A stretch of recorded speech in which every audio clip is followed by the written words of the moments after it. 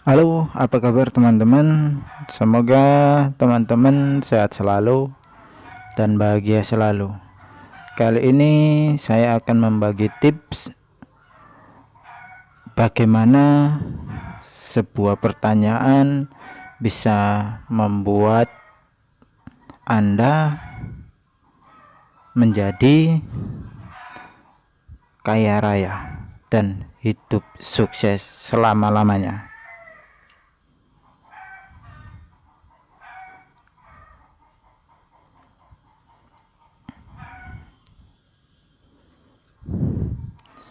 Baik teman-teman, sebagai seorang yang sering belajar buku dan ilmu cara berpikir, saya juga banyak bertanya dengan orang yang lebih-lebih sukses. Rupanya manusia itu segala sesuatunya dimulai oleh segala pertanyaan atau belief. Saya pernah melihat sebuah buku. Di situ menuliskan ada sebuah pertanyaan, yaitu 6 belief atau 6 pertanyaan yang sedikit ataupun banyak akan mendobrak belief Anda. Atau belief itu seperti sebuah gelas dengan sebuah kopi atau teh. Nah, teh atau kopi itu biasanya kalau diletakkan, dia biasanya diletakkan di dasar gelas. Kemudian habis itu air itu pasti di atas teh. Belief itu seperti di atas gelas. Kalau tidak digali, maka selama-lamanya belief itu ada di dasar gelas terus. Nah, dasar itu tadi, cara berpikir tadi itu namanya pikiran bawah sadar yang sering disebut dengan subconscious mind. Nah, teman-teman yang suka jualan, yang suka berbisnis, saya yakin hari ini Anda pasti punya belief atau pertanyaan. Nah, belief itu dari mana pertanyaannya? Belief itu adalah hasil dari pendidikan dan penanaman cara berpikir dari sejak masa kecil yang diwariskan oleh orang tua kita, keluarga kita, maupun guru-guru kita semasa kecil. Oleh sebab itu, belief itu ibaratkan sebuah meja, seperti kakinya itu ada 4 pilar itu tadi. Nah, pilar itu adalah yang untuk menumpang meja itu tadi. Nah, belief itu sangat menentukan apakah Anda bisa sukses untuk selama-lamanya atau tidak.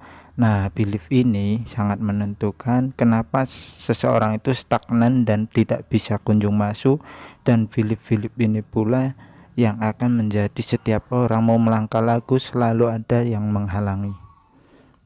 Nah, apakah teman-teman mulai masuk ke belief ini? Ini ada sebuah teorinya. Saya akan memberikan sebuah contoh agar teman-teman bisa lebih paham. Contoh gini, ada seorang anak tidak bisa makan cabai. Setiap dia makan cabai, dia seperti makan cuman keringetan ataupun panas, tapi dia melihat cabai seperti ketakutan, stres. Jadi saya tanya sama dia, kenapa Anda makan cabai kok bisa ketakutan dan stres? Rupanya dari pertanyaan-pertanyaan saya yang saya ucapkan atau saya ajukan pada dia, beberapa pertanyaan, akhirnya keluarlah sebuah statement yang cukup saya tahu bahwa inilah penyebab dia setiap melihat cabai itu seperti takut atau stres. Nah, ujung-ujungnya waktu dia umur 7 tahun. Padahal anak ini sudah 19 tahun umurnya. Sewaktu umur 7 tahun dulu, ayahnya pernah berkata seperti ini dulu. Anak cowok kalau nggak bisa makan cabai itu nggak bisa jadi jagoan, dia berkata seperti itu. Coba teman-teman berpikir, kata-kata ini diterima oleh anak kecil umur 7 tahun dan rupanya kata-kata ini cukup mengganggu di pikiran dia. Nah, kata-kata ini menjadi belief. Nah, ketika menjadi sebuah belief, inilah yang menjadikan dia mempunyai satu yang dinamakan emosional atau emotional problem, yaitu ketika seseorang melihat sebuah peristiwa, dia akan menjadi satu problem yang emosional. Ini adalah contoh belief yang pertama. Contoh belief yang kedua adalah yang paling mudah, itu siapa di sini misalkan subscriber TV Cika sini yang kalau melihat polisi teman-teman merasa takut. Ayo saya ulangi, kalau melihat polisi teman-teman ketakutan. Padahal polisi itu cuman deket orang jualan, deket pinggir jalan, tapi kalau teman-teman lihat polisi teman-teman merasa takut. Soalnya orang mau lari atau menyembunyikan diri. Nah, mungkin teman-teman mulai berkata iya ataupun mengangguk-angguk kepala dan berkata iya juga ya. Mungkin teman-teman tidak tahu sebabnya kenapa, tapi secara mayoritas di dalam pertanyaan yang sering ditanyakan disampaikan bahwa semasa kecil, namanya anak kecil, suka berlari-lari, suka bermain-main, kalau disuruh belajar tidak mau, dan akhirnya orang tua Anda itu sekarang jengkelnya menggunakan jurus pamungkas, yaitu jurus pamungkasnya adalah kalau kamu nggak mau makan, kamu nggak mau belajar, kamu nggak mau tidur siang, pasti nanti ditangkap polisi. Nah, polisi itu tidak tahu apa-apa. Polisi tidak tahu apa-apa. Dia cuma seorang manusia yang berseragam, detail dan pendidikan, tetapi dia menjadi sebuah objek yang menakutkan bagi anak kecil. Nah, objek inilah yang selalu dijadikan senjata pamungkas bagi orang tua untuk supaya orang tua ini nurut. Nah, rupanya ini anak kecil ini udah menjadi dewasa, salah satunya adalah Anda. Bukan ya Anda saat ini takut sama polisi, padahal semua polisi tidak semuanya menakutkan. Padahal polisi itu sangat baik. Tentu ada cara-cara yang lebih, menurut saya itu lebih bijaksana untuk membuat anak-anak menurut tanpa harus menjadikan polisi sebagai kambing hitam. Ya, ini contoh belief yang kedua. Contoh belief yang ketiga adalah ada sebuah cerita seperti ini, kisah tentang sosis gitu. Sosis, ada misalkan seorang ibu, dia itu memotong sebuah sosis. Kalau masak sosis pasti memotong ujung kiri sama ujung kanan, tetapi dia punya seorang anak kecil yang kritis. Anaknya bertanya, "Ma, kenapa mama memotong sosis selalu motong ujung kiri dan ujung kanan baru dimasak?" Namanya menjawab, "Ya itulah cara bikin sosis." Nah, teman-teman sekarang mau tanya saya pada teman-teman. Mungkin teman-teman dengar ceritanya mungkin geli, mungkin merasa enggak juga, biasa bikin sosis ya masak aja. Tapi si anak ini dia sangat mempercayai dan dia sangat merasa aneh karena dia melihat anak temannya bikin sosis dan bikin, kenapa orang tuanya selalu potong kiri dan potong kanan. Untungnya si anak ini kritis. Nah, orang tuanya dengan sangat tekunnya, dengan sangat kuatnya, ya cara bikin sosis ya seperti itu. Tapi si dasar anak ini memang penasaran. Akhirnya orang tuanya sedikit kewalahan menghadapi pertanyaan si anaknya, yaitu pertanyaan si anaknya.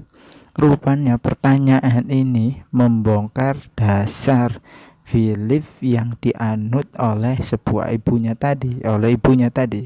Untungnya neneknya masih ada, dan ibunya tadi bertanya kepada neneknya, "Nenek, kenapa bikin sosis itu dipotong kiri kanan?" Dan neneknya pun menjawab, Sebetulnya waktu dulu nenek kecil, nenek miskin. Nah, nenek cuman punya loyang yang kecil. Nah, loyang yang kecil ini nenek bisa punya uang untuk beli sosis. Ketika diberikan sosis, loyangnya tidak cukup, jadi dipotong kiri dan dipotong kanan supaya sosisnya masuk ke loyang yang kecil tadi. Dan ibunya berkata, wah, itu sebabnya kenapa harus tahu. Akhirnya dia, ternyata itu karena loyangnya kecil, tidak cukup tadi. Nah, berapa banyak di antara kita memegang belief seperti ini? Berapa banyak di antara kita menganut kepercayaan yang salah seperti ini? Dan itu justru menjadi pedoman kita, menjadi prinsip kita, dan akhirnya membuat diri kita tidak kunjung maju. Nah, teman-teman, pada kesempatan kali ini saya memiliki 6 belief yang saya baca di salah satu buku. Yang pertama adalah, tolong tanyakan apakah belief yang Anda anut ini bermanfaat bagi keluarga, orang tua, dan orang lain. Sekarang teman-teman, saya bertanya, apakah kalau teman-teman sudah menetapkan impian, target yang teman-teman impikan, apakah itu bermanfaat bagi keluarga, orang tua, dan orang lain? Jika iya, maka beliefnya benar. Contoh, misalkan ingin beli rumah. Nah, mungkin rumah ini ada manfaat buat orang tua. Dulu mungkinnya orang tua tinggal di kontrakan, sekarang tinggal di rumah sendiri, itu bagus. Nah, keluarga Anda mungkin juga butuh. Tapi belief yang salah adalah ada manfaat kepada orang tua Anda dan orang lain. Contohnya seperti ini. Kalau teman-teman meyakini sesuatu membuat itu jauh dari orang tua, jauh dari keluarga, membuat Anda hari ini merusak hubungan keluarga Anda dengan orang lain, berarti belief Anda sedang bermasalah. Yang kedua, apakah belief Anda tidak bertentangan dengan agama Anda? Saya tidak berbicara agama karena saya bukan pakar agama. Apapun agama Anda, percayaan Anda, tapi semua agama dan kepercayaan pasti menganut sebuah kebaikan, mengajarkan sebuah kebaikan. Saya yakin Anda harus mempunyai belief yang sejalan dan tidak melanggar ajaran agama. Kalau Anda belajar sejalan, pasti Tuhan akan merestui dan meridhoi usaha Anda. Yang ketiga adalah belief mempunyai kontribusi maksimal pada impian Anda. Jadi impian dan belief Anda harus sejalan. Jika kebalik, maka impian itu akan selalu terseret dan tidak bisa kunjung tercapai. Jadi kalau impian Anda mau menuju ke sini, belief Anda harus mendekati. Bagaimana cara melaju ke sini? Jangan sampai impian itu ditarik oleh belief Anda. Yang keempat, apakah belief Anda sudah sesuai dengan apa yang Anda lakukan, atau malah sebaliknya semakin melenceng dari tujuan semula? Yang kelima, apakah belief Anda membuat Anda semakin enjoy dengan sebuah kebahagiaan? Memang saya tahu proses menuju sebuah kesukses tidak jarang membuat kita mengalami sebuah kesulitan, tantangan, halangan. Tetapi selama teman-teman meyakini bahwa impian itu bisa tercapai, itu anggap bukanlah proses yang menyakitkan, tapi itu adalah proses yang menyenangkan, ya kan?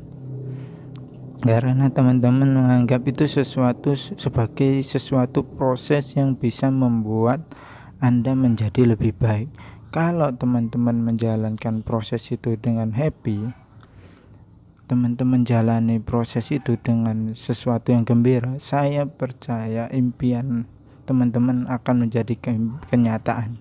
Tapi setiap dalam proses itu mengalami kesulitan, halangan, teman-teman lebih banyak stresnya, lebih banyak menderitanya, jangan-jangan belief Anda ada masalah. Jangan-jangan problem Anda ada di belief tadi. Dan yang terakhir, yang keenam adalah apakah belief Anda mendekatkan Anda dengan 8 aspek keseimbangan hidup. 8 aspek keseimbangan hidup itu saya banyak bercerita tentang soal bagaimana kita di sini sukses itu nggak bicara cuman materi, tapi ada 8 jenis kekayaan. Itu ada di video saya kemarin, teman-teman bisa cek. Yang diantaranya adalah kesehatan, finansial, karir, liburan dengan keluarga, spiritual, pengembangan diri. Ada 8 aspek itu.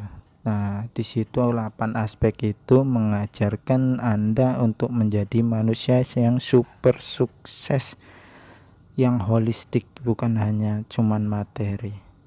Nah, buat teman-teman yang sedang mendengarkan ini, jika video ini bermanfaat, boleh di-sharing kepada teman-teman.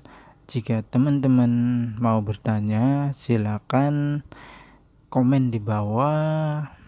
Dan jika teman-teman suka dengan channel ini, jangan lupa subscribe channel ini.